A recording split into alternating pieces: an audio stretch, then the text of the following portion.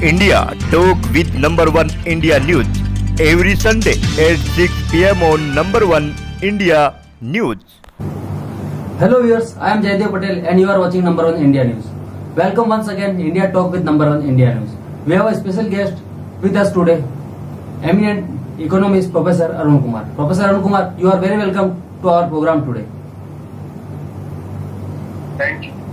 Professor Arun Kumar, my first question to you is that the lower section of the daily wage labor who contributes to the economy of our country has become so desperate that the suicide rate starts doubling in the last 7-8 years.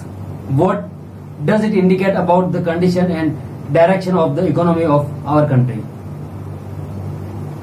So, when does a person commit suicide? When the situation becomes extreme, when the person is frustrated, when the person loses hope of the future. So the question is, why is such a large number of daily workers, why are they committing suicide? Why is it that they have lost hope? Why is it that, they are feeling frustrated? The reason is that in the last many years, the employment situation has become very bad. A lot of people are unemployed or underemployed, and therefore they are poor, because if you don't have proper employment, then you don't have proper income, and then you are poor. So then you are not able to take care of your family, you're not able to take care of yourself, and your hope of the future then also dies. So what has happened is that over a period of time, unemployment in India is becoming very high. In even the pre-pandemic time, the report had come that India's unemployment had reached a record high of 45 years. And then we know in the pandemic that large number of people lost employment, especially in the unorganized sector where 94% of the workforce is.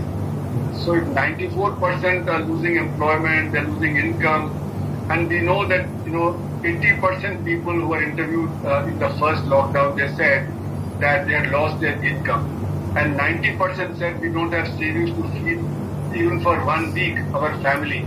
And that's why you saw millions and millions of people, they were walking from cities to the villages in the terrible heat, without food, without water, with children on their backs or in the tow and luggage on their head. So this shows that their situation has become very desperate. Yeah. So this is the reason why suicides would have increased in this period.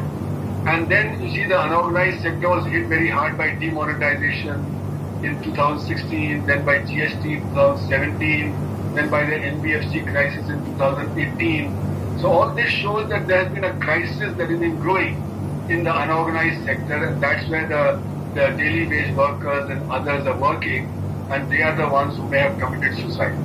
Yeah. Professor Arun Kumar, let me add one thing to your point, that 42,000 for daily wage laborers committed suicide in 2021. If you also add 20,231 self-employed people, then this figure becomes more dangerous. So, as I was saying, the unorganized sector, large part of it consists of the micro units. Yeah. So in the MSME, there are micro, small and medium units.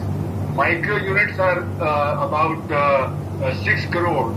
Small and medium are only 6 lakh. So 99% of the MSME is actually micro units, and those are people who are largely self-employed or working, for somebody. But the average employment is only 1.7 in the micro sector. So among the self-employed also, because the micro units have been hit very hard by the pandemic and by before that demonetization and GST. So the self-employed are also facing the same crisis as the daily wage earners are facing. So that's why probably this crisis is manifesting that for the unorganized sector as a whole, not only for the workers but also for the self-employed. Many of the units have closed down as a result of lockdown and so on, especially where there are contract services involved. So contract services have still not recovered back fully from the crisis of the lockdown. So, such a long time, if you face a crisis and your unit is closed down, your working capital is gone, then you don't feel that you can revive. And in the meanwhile, you have to pay off your loan, you have to pay off other people, you have to buy raw material for which you've lost your capital. So because of all these reasons, the self-employed would also be feeling, this pain, and therefore they may also be frustrated and they may be committing suicide. Yeah. Professor Arun Kumar, these suicides have happened when the food security system was in force, despite the fact that 80 crore people are being given 5 kilograms of food grains. The figure has come to the fore.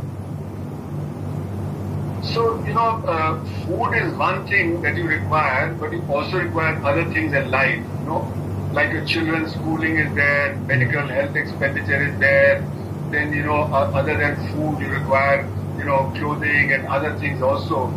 So what it shows that the crisis is much deeper. So not having food is one thing, but not having other things is another thing. Like for instance, provision of gas.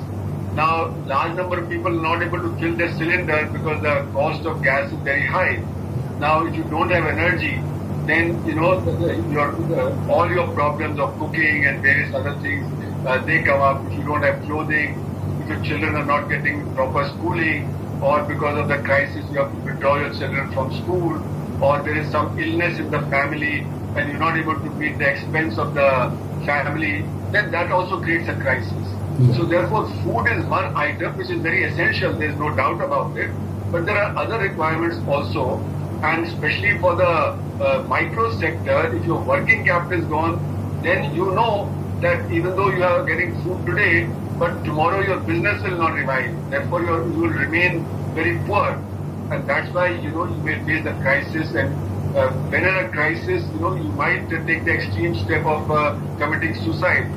So, it becomes a very disastrous thing for the family, because the one who's the breadwinner, if he goes, then the breadwinner is not thinking about the family, that how would the family cope if he commits suicide. So, it is an extreme frustration that somebody would take such a step, because the family's problems will only get compounded when the breadwinner commits a suicide and there's nobody to support the family. The woman, the children, how would they cope if he is not able to help the family to survive properly? Then they would have even more difficulty. So therefore, I see suicide only as an extreme step. That the distress, it is indicating the deep distress in that community of self-employed and of the daily wage workers. So this is showing that in the economy, there's a deep crisis that we are not able to take care of. Yeah. Professor Arun Kumar, my closing question to you is that add this to Manarega that thousands of labor come and protest in Delhi. They are not getting dues. 6,000 crore are pending. You keep saying that we have reduced the figure to 1 lakh crore. But the whole is not reaching in 27 states. Many and 70% of the allocation is already over, and there are 8 months left. 8 months. So, this government, when it came to power, it was not in favor of the Rural Employment Guarantee Scheme called MGNREGS. Now they said that this is wasteful and all that.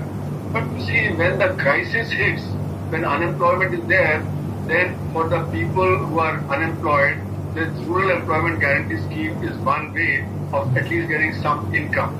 Now the government, has been cutting back on the funding for this scheme, and the RBI data shows that instead of providing 100 days of work, it was providing only 47 or 50 days of work. Now imagine for a family of 5, if you don't have any other income, how will you survive on one person working for 50 days? It means only 10 days of work per person in the family. Now in 10 days of earning, where the Rural Employment Guarantee Scheme income is just at the poverty line, how can you survive for 365 days? So therefore the government needs to increase the allocation and increase the number of days offered of work, and especially in the pandemic, because a lot of people lost employment, so they went back to the village and they were looking for the Rural Employment Guarantee Scheme work. But the government, the first year it had given 60,000 crores, it had to allocate 1,20,000 crores, twice as much, because the demand was very high. Then it cut it down to 70,000 crores, then again it had to raise it to 90,000 crores, again it cut it down to 70,000 crores. So government is reluctant to provide enough funds. In my own judgment, the government should have provided at least 3 lakh crores of funds for the rural employment guarantee scheme, and we should have created an urban employment guarantee scheme also. So those who are educated and who are unemployed in the urban area, they could also get some work and they could also get some income. Because once the poor people have income, then the demand will increase. When demand increases, then the private sector growth will be there, and when the private sector growth is there, then employment generation will be there. But the government, is attempting to only cut down this scheme rather than expand it. So that is the problem, because of which the poor people are not having enough income. So two things need to be done. A, raise the wage that is paid under the rural employment guarantee scheme. So make it almost double of what it is, and offer at least 2 times more number of people the work, so that from 50 days they can get 100 days, and many more than 7 crore people get done, who are currently getting work. Many more than that could do. So that would require us to make the rural employment guarantee scheme allocation at least 4 to 5 times greater. And that's why I'm saying at least 3 lakh crore should have been provided into the rural employment guarantee scheme for it to sustain the poor people who are losing employment elsewhere and looking for this to sustain their family. Yeah. Professor Arun Kumar, thank you so much for talking out time for Number 1 India News. Thank you. Thank you.